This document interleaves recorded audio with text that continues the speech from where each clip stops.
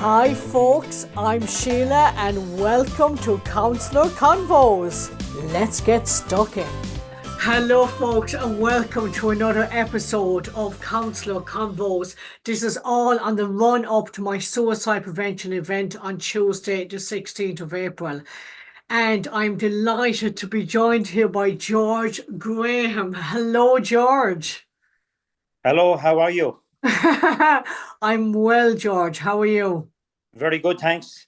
Oh, good stuff. So, George, if you're happy to do so, please introduce yourself. Say a little bit about yourself if you want to, with whatever you're comfortable to share, please.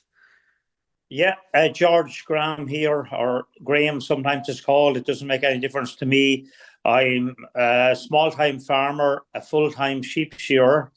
I have actually worked in every one of the 32 counties in Ireland and 30 in different countries. I do a lot of other things as well, but one of my big things, I'm an advocate for safety, general health, and the big one being mental well-being. Yeah, absolutely, George, and that's how I came across you. Now, George, I know we spoke briefly before that you're quite happy and open to share about your story, about your own mental health. So, if you're still happy to do so, feel free to share about your experience of your own mental health, if that's okay. Yeah, well, that's okay. I suppose with me back 12, 14 years ago, I was not in great form for quite a long time, often wondering what was wrong, not really knowing or not understanding in it. And I eventually, of course, just got down into the dumps and altogether. But one of my ways of dealing with it, I thought at that stage I was working in the north of Norway, a place I'd worked for 25 years, twice a year, just for a short time. And I thought I could get away from my problem. I knew I shouldn't have done it, but I did. I booked the flight and headed to work in the north of Norway. But little did I know that my problem came with me. I hadn't dealt with it, and I ended up in disaster in the north of Norway. And I walked up there, not eating properly, not sleeping properly. And because I was shearing sheep, I didn't have to talk to the sheep. So I didn't have to have any conversation with anybody much. And then when I was finished work in the evening and maybe eat a little, I would go to bed. But you went to bed with this racing mind, not thinking, not sleeping, not anything. So I found myself in that problem. But I have a wee card actually that I done up after, and it states on the card, I'm not sure if you can see it or not. Yeah. It says, take the first step, there is a light. And nobody can take step 2 before they take step 1. But I would have taken my first step in the north of Norway. And when I mean the first step, it may mean picking up your phone, talking to a friend, going to your GP, talking to a member of your family or whoever. But the couple I was working for that day, the farmer and his wife, she was a psychiatric nurse. And I happened to say to her, if a new customer 4 or 5 miles down the road, I don't think they have a lot of English. Could you help me with some translation? And she said, yes, no problems. Just ring or call anytime you want. But if I was being honest with her, which I wasn't, that wasn't what I wanted to say to her. I wanted to say, I'm in the depths of despair. I can't cope. Can you help me? But a typical man, I didn't do that. But I did take that first step by speaking to her. And it was a bit of a lifeline because I knew she was there. I could pick up the phone and call her anytime I wanted. So that was my first step. And it was after that then I did make up my mind, if I got home out of Norway in the one piece, that I would look for help. So that was what I would describe as my first step.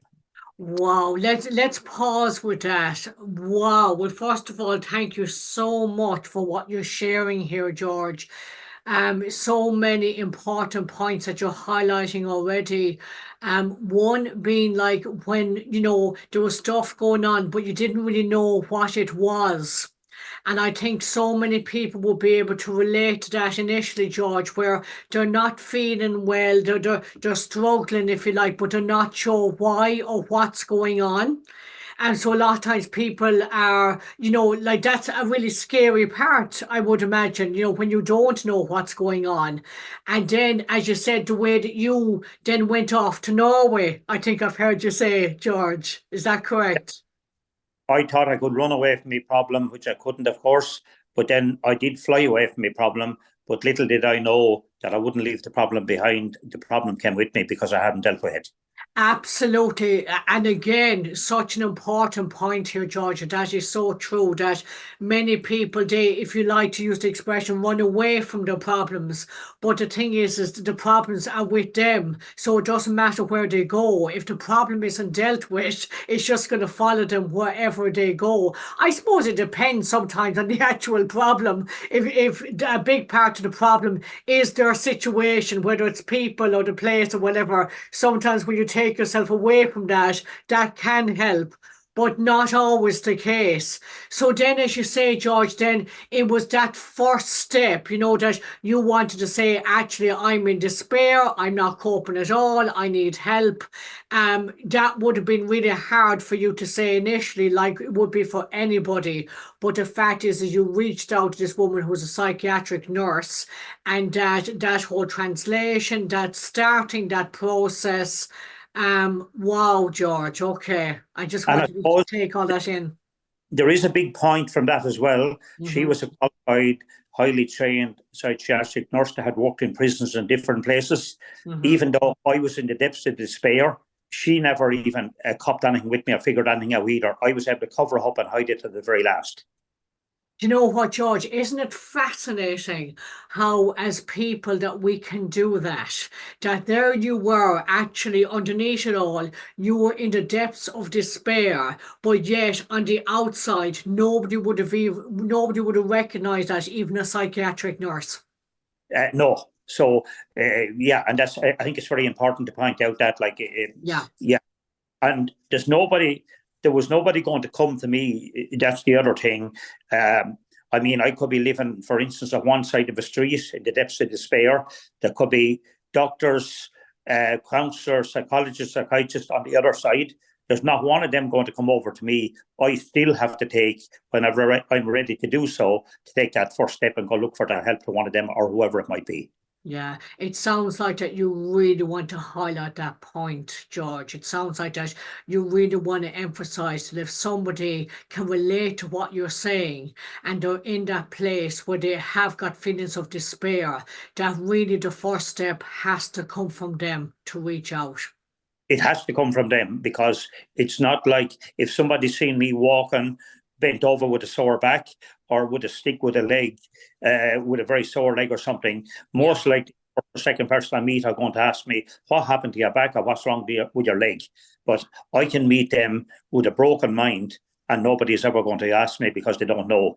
And even in a lot of cases, if they did know something, the lack of education in it, the lack of understanding, yeah. and the fear, they're still never going to say anything anyway. Yeah, you're absolutely spot on with that, George. So if you're okay to continue then with your own story, then what happened next? Well, I did make up my mind at that stage or shortly after, if I got out of Norway in the one piece, that I would look for help when I come home. Now, that Yeah, wasn't easy. It's still the same thing. I remember when I did finish up working and come down to the airport in Oslo. It was a 2 hour flight down there. Getting on the plane was a nightmare, because this fear factor, like yeah, claustrophobic. Will I get on? Will I run off? What will I do? I remember going in and out of the airport in Oslo the next morning before I went into security, maybe 20 times. And the main reason I was doing that was to see where I'd bring things to an end instead of facing up to reality. Obviously, I didn't do that. I went to security, got on the plane, but that was a nightmare. But once the plane takes off and that, it's okay. But that few minutes is just disaster. wow. Um, Now, I did get home. I went to my family GPs after a couple of days, and there was a couple of brothers in that practice to treat him. And the one I wanted, I knew best wasn't there that day. His brother was, which was no problem. But that was even a damper for me because it was the other one I wanted. But I Yeah. was saying I was diagnosed quite quickly, which may not be always right, that I was suffering with depression Mm-hmm. and different. I was put on quite mild medication. Mm-hmm. I've been given very mild sleeping tablets as well. Mm-hmm. Now, that mean everybody needs medication, but I was given it anyway, and I did go on it for a while, but I wouldn't be big into medication. But I remember being at home in my own kitchen one night on my own about 11:30, cutting the mildest sleeping tablet you could get in two. Yeah. And 20 minutes, will I take it? Will I not take it? And eventually I did. And when I did, it was reverse psychology. I thought I was going to die, something I wanted to do anyway. So Okay. that's just the way the mind can work and the knot you can get into. After that, I did plan another long trip, and that was to the outback in Western Australia to bring things to an end there, a place where I'd worked quite a bit. Yeah. Obviously, I did that one. I eventually went to counsellors, and it's not every counsellor you will bond with or they will bond with you. Yeah. And you damper to pick yourself up and go find the next one. Done that. George, can we just pause for a minute? Because there's so much to take in. Now, I know you've got a low battery, and look, if the battery runs out, we'll just organise another time, okay? So let's not worry about that, you know. George, you mentioned a few times that you'd said yourself if you made it back from Norway and you got home that you would ask for help, and I got a sense that you weren't too sure whether you were going to make it back alive from Norway for a start. That is right. I certainly wasn't sure if I was going to make it back or not. Yeah. No, till I actually got back, I was never sure. Yeah. Because that race in mind I had there, the problems are still in there, hadn't been dealt with, and Yeah. instead of getting smaller, they're getting bigger. There was more worry there, anxiety, panic, all these things were there, all part of it. And obviously, when you're not sleeping properly, not eating properly, your whole system is down, and you're not really in control of your own destiny. No, not at all, George. You know, and that's the thing, like the racing mind. I think so many people will relate to that term. And also kind of like that, the lack of sleep, not being able to eat properly. And I can hear that you would have got to a place where you would have become unsafe, that you were fearful for your own life, if you like, and understandably so. So I'm so glad that you made it back from Norway, back home. You said then about speaking to someone. I know it wasn't the person you wanted, but you know it was somebody. And as you said, it takes a while to actually find somebody that you're comfortable with. You mentioned about the medication, as you say, it's not for everybody, but actually the bit of medication for the sleep, the medication, the antidepressant. For you, did you find that helpful or not actually during that period of time, George? I can't say that I did, but there's two things to that. Yeah. It may not be doing, and it can take quite a while to kick in. Mm. And as well with people, you don't realise the effects it can have on you when you go on it. And furthermore, even on a bigger scale, when you're coming off it, the effects it can have as well. But I think where it may help, even if it mightn't directly help you, that you have went and done something about it. Yeah. That is a help in itself. Yeah, absolutely, George. That a lot of this can be trial and error. And So, patient for the particular problem the individual has, mhm. it's a matter of looking in the box or clicking your fingers and it just comes up. It can take quite a while to find the proper medication to suit that particular case or that particular person. Yeah, absolutely, George. All those points you're highlighting are so important because not like, oh, great, I get medication, I'll be fine. It is a case that sometimes it is trial and error. And then after that, I think you mentioned that you went on to Australia. Did I hear that correctly? That is right. Well, I actually didn't, but my plan was to Yes. get playing again, which of course was to fly away from my problem again. But a Okay. lot big trip to the outback in Western Australia, a place where I'd worked quite a bit and where I totally enjoyed working to bring to an end there. But obviously, I didn't get that far. Sure, George. So, and again, thank you so much for being so honest and open about this. So, we'll say if we go back to when you came back to Ireland after Norway and you've reached out for help and you're on the medication and in the sleeping tablets, stuff like that, did you have counselling during that period of time then?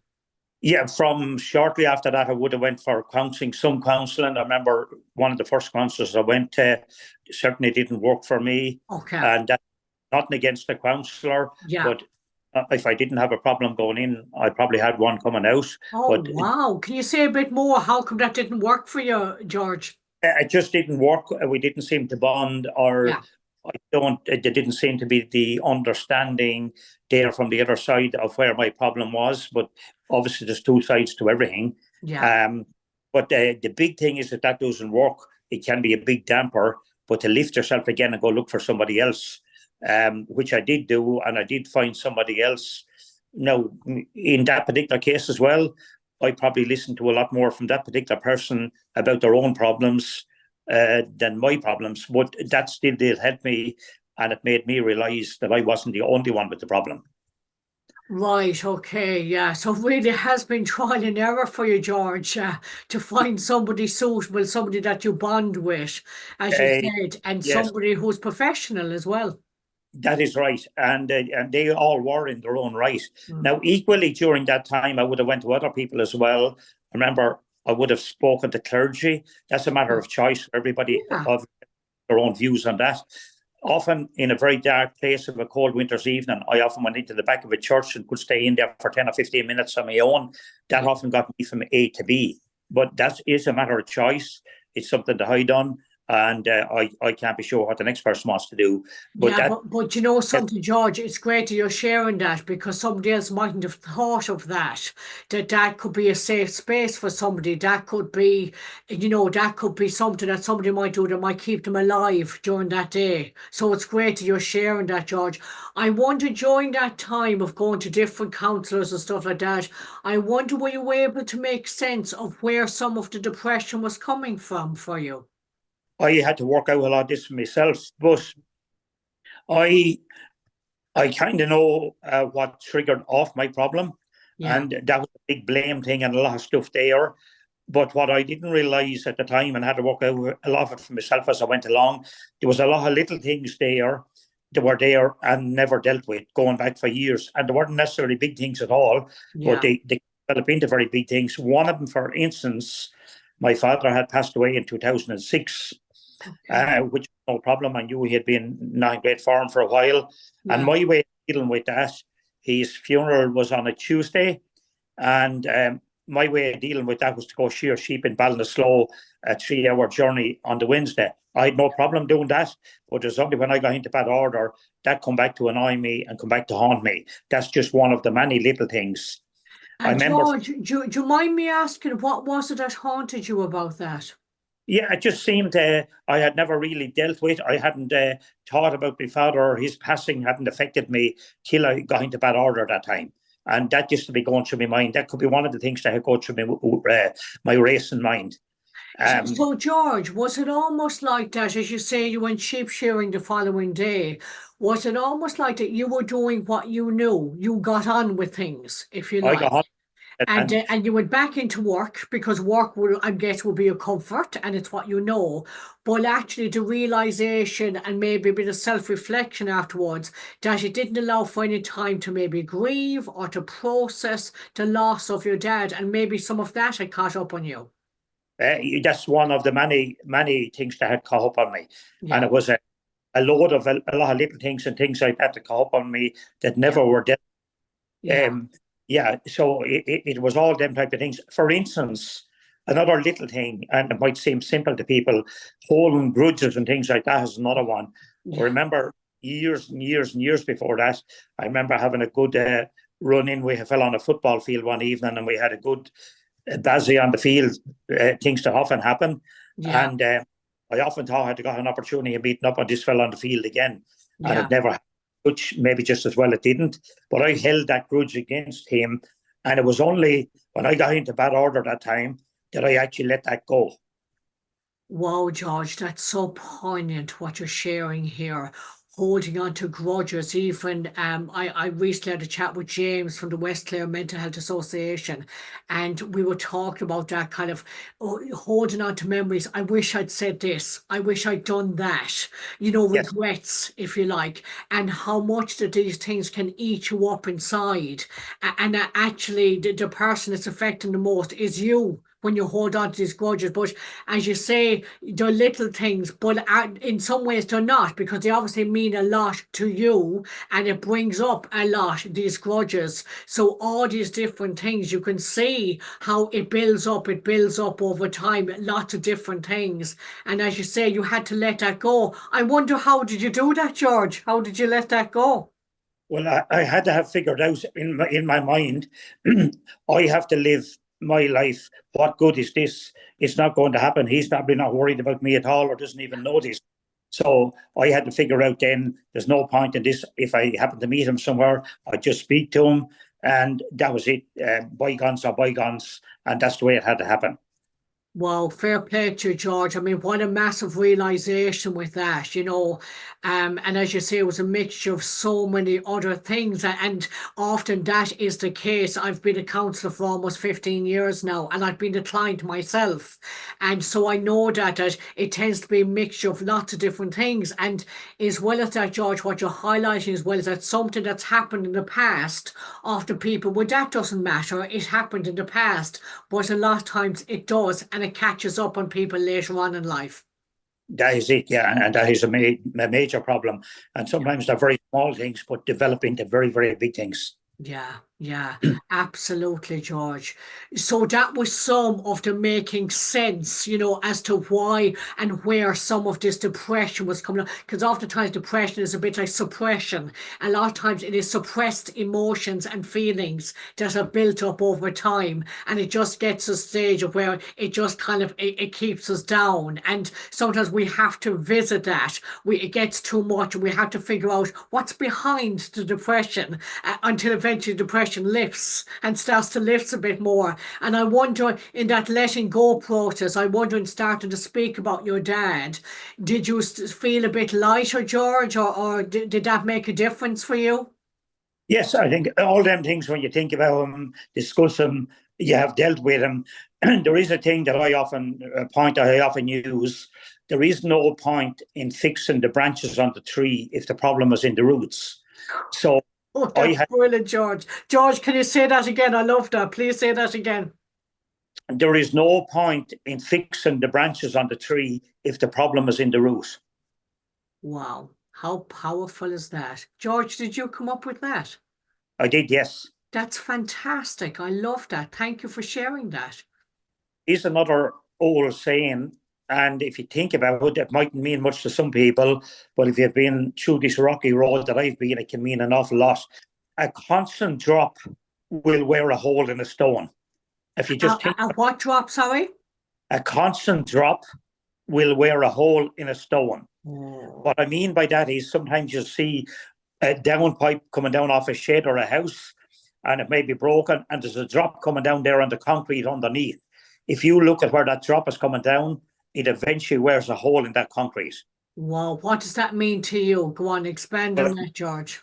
that means if there's something inside eating me away that I haven't dealt with, Hmm. eventually that's going to keep eating and eating that substance in me, and there's a bubble there. The bubble is going to get bigger and bigger, but eventually it will burst.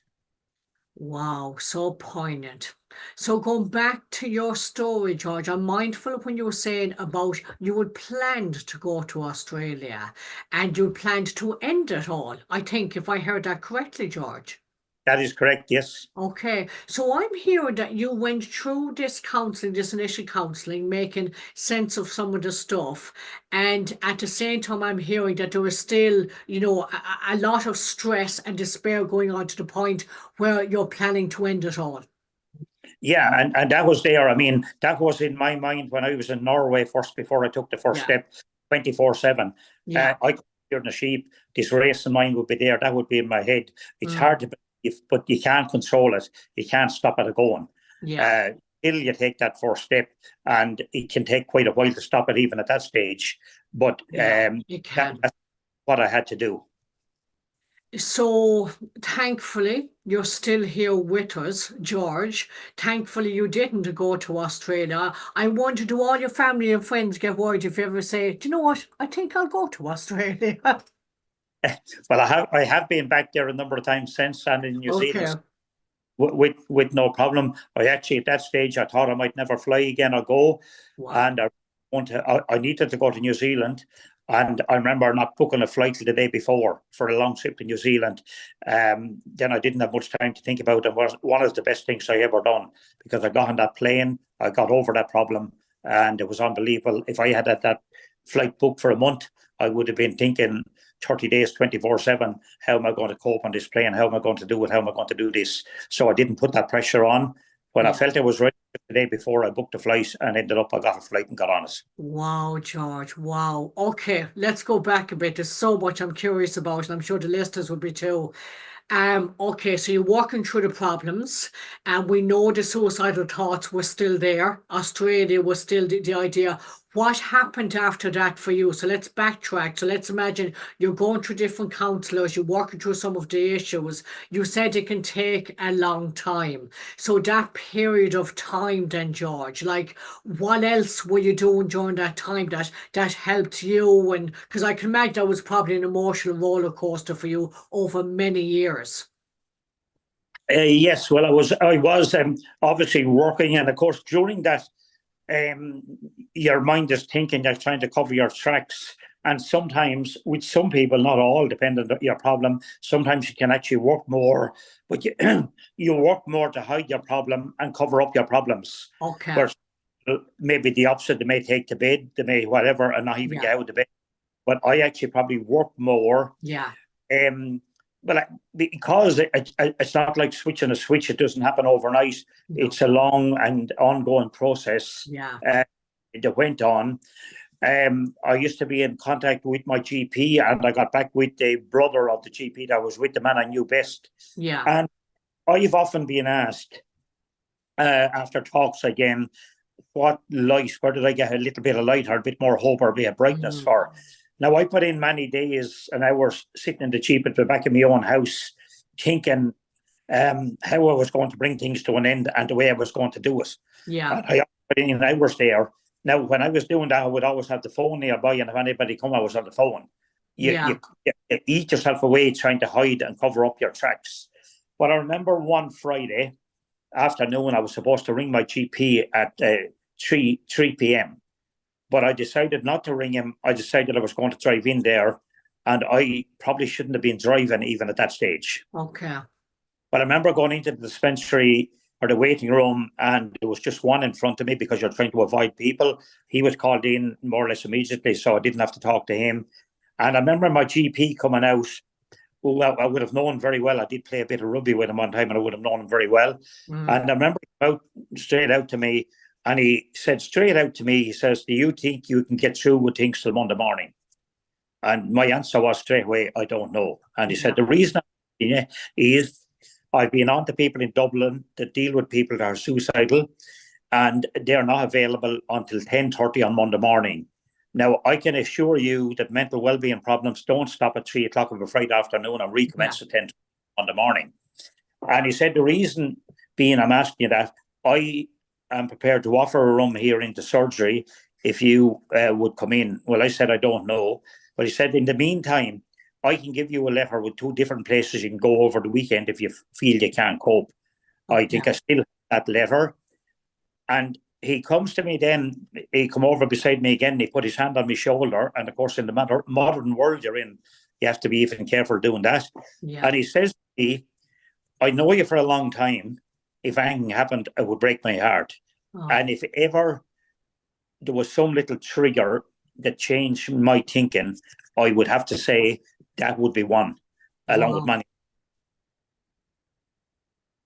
Oh, George, I've got tears in my eyes listening to you. Wow, my heart really goes out to you. I really feel what a dark place that you've been in. And what was it about him putting the hand on your shoulder, George? Well, I think it can make you feel you're recognised, Yeah. you're wanted again. Yeah. Now, you're always wanted, but you get this thing yourself that would be better if you weren't around. But it makes you feel you're wanted, you're important again, and there is somebody that wants you again. Yeah, Now, there's something about that as well, George, is that when somebody is able to meet you at the place that you're at, you would have spent a lot of time trying to pretend that you're okay when you weren't. You didn't want to speak to people, you didn't want to show that vulnerability. And it almost sounds like there was something about that particular experience that you were in the depths of despair, and this person here is putting their hand on you, really seeing you where you're at, not trying to make you jump out of it, not trying to pull you out of it, but just seeing you where you're at and offering you care and safety in that very place. It just sounds so poignant. yes, no, I think very, very important. He had time. And of course, the most important gift we can give anybody is our time. Yeah. That's what he gave me that day. He gave me hope. He gave me his time, and he gave me a future. Wow, that hope, time, future. What was that a bit of a turning point then, George? Well, I if there was one that I could put my finger on, Mm, yes, I'd say that was definitely one. But yeah, like I would have to say a combination of many things. It was a little bit of everything, but that probably was a real turning point. But that possibly was because the timing, I had done so much work, I was better prepared for it. I was yeah, better able to accept that on that day as well. yeah.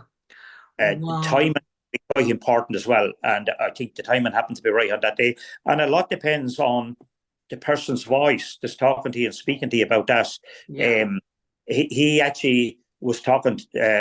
He was talking with me and talking to me. He wasn't talking down to me.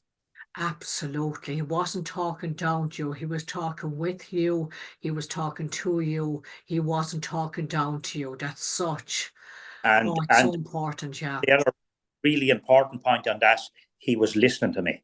yeah, yeah. He absolutely was. Wow. What happened after that, George? Well, after that, I kept going. I suppose you don't realize it's not like the switch again, but Mm, it kept going and things started to improve. And eventually you get going. You're not trying to cross over to go down the far side of the street in case there's someone you know on one side. You're not trying to avoid people anymore. You start going out. You start to see there is a life again. I mean, yeah, I was the eldest of a family of nine. It's not that I didn't have plenty of people to talk to. yeah. I My wife was, even though she was in bad health at that time, was around. She has passed away since. Oh, And I had five in family. All were very supportive, but I mean, none of them knew for a long time. And I even had a sister or counsellor, but that didn't mean she could counsel me. But like yeah, I still could abide, and none of them still knew. I had plenty of friends, not just in Ireland, but in many places in the world. Um, I remember, just for instance, the way people look at things. A guy in the UK that knew me well, and he'd heard I weren't in good form, and I remember him ringing me one day, and he says, "Why don't you ring up and we'll have a chat anytime you want?" Because I would have known him very well. We often talked about things in work and business and mm, different things. Or he says, "Sure, come over for a couple of days sometime. There's no problem." He said, "We can always make time." He said, "If anything happened, yeah, I'd be able to make time to go to your funeral, but we can't make time to talk to him sometimes." oh, Like that's such a point, George. Please say that again. he made the point to me. He said, "If anything happened to you, I'd be able to make time to go to your funeral, but we sometimes don't be able to make time to talk beforehand." Wow, that's so powerful, and that is so true. And you know something, Joy, sometimes I don't think it's as easy as that. I mean, I'm going to be going back to Ireland now, giving a talk on the 16th of April. And when we look at kind of the lack of education around this, that unfortunately sometimes people they don't ask or they don't offer that help because sometimes they're afraid of making it worse. They're afraid of saying the wrong thing. It doesn't mean that they don't care. Sometimes it's their lack of confidence if you like. And it is so true that if they end up at the person's funeral, that they're then full of regrets. Why didn't they say something? Why didn't I do something? And that's why it's so important that, like you and I are having a chat today, and we're going to put this out publicly so that people, like, I wonder when you were in those times of despair, what was helpful for you? Obviously, that guy, the doctor, the hand on the shoulder, absolutely. Is there anything else, that was helpful for you that people like that guy, him making that point about the funeral, I'd make time for your funeral. Do you think stuff like that was really helpful actually for you to hear? Yes, I think when you think that, all that was helpful because it does make you realize people care, and there is people out there that care about you. Yeah, Now, all the time. But when you get into a dark place, you get this thing into your head that nobody wants me. The world would be a better place if I wasn't here, etc., etc., etc. But it does make you feel there's people out there that will make time to talk to you, will listen to you, are there to help you if you want, if you want. And at that stage as well, I mean, if I had won the lotto, all the money in the world wouldn't have done anything for me. no. And it's not all about money. Actually, I've dealt with quite a lot of people since then with problems of mental well-being, and probably some of the more difficult ones I've ever dealt with are people that had no money issues. There can be a lot more difficult. Yeah, Um, so, it's so true, George, and I think, like, I'm a survivor myself, and I think that unless you've been through it, unless you've been through that despair and the depths of despair, of depression, anxiety. So then, folks, we are back again to finish off this podcast with the lovely George, who I hope has a battery or a full battery there, George. Yesterday we've succeeded. We got the charger on. The charger is on. Fantastic stuff. So I've already asked George just beforehand if he's okay to continue on, which he is. And George, where we left off the last time, you had been to that doctor, he'd put his hand on you, and you felt so listened to, and that somebody really cared about you. And you then gone on to speak about the way a friend of yours had really wanted you to reach out and said, I would have made time for your funeral. Of course, I'm going to make time for you. And that she would want to make time for you. I'm curious, George, we've got about 10 minutes left of the podcast. So I'm curious about the stuff that you found helpful along the way, because our listeners, it might be helpful for them too. Yes, well, them two things that we spoke about with the doctor certainly was that friend of mine in the UK, when he called me and said, why don't you give me a ring and we'll have a chat sometime, which we've already recorded, but just to go back on that, it was so important. And when you think of the meaning of it, he said, I'd have plenty of time to go over to your funeral, but we don't seem to have time to talk. Why don't you come over sometime? I'll give you a call anytime you want. So these are the little things that we feel so important. So there is people there looking out, people that want to help you. But the big problem with the person with the issue, you still have to take that first step and go look for help or look for assistance. There's nobody going to come to you. You might be the life and soul of a party, but you may be the lonely person there. So you could be living even in a built-up area at one side of the street or one side of a road, or there could be a number of counsellors, psychiatrists, doctors living at the other side, but there's none of them going to come over to you. You still have to take that first step and go to them. So that's where the big issue arises. Until you accept that and do that, there isn't anybody going to come to you.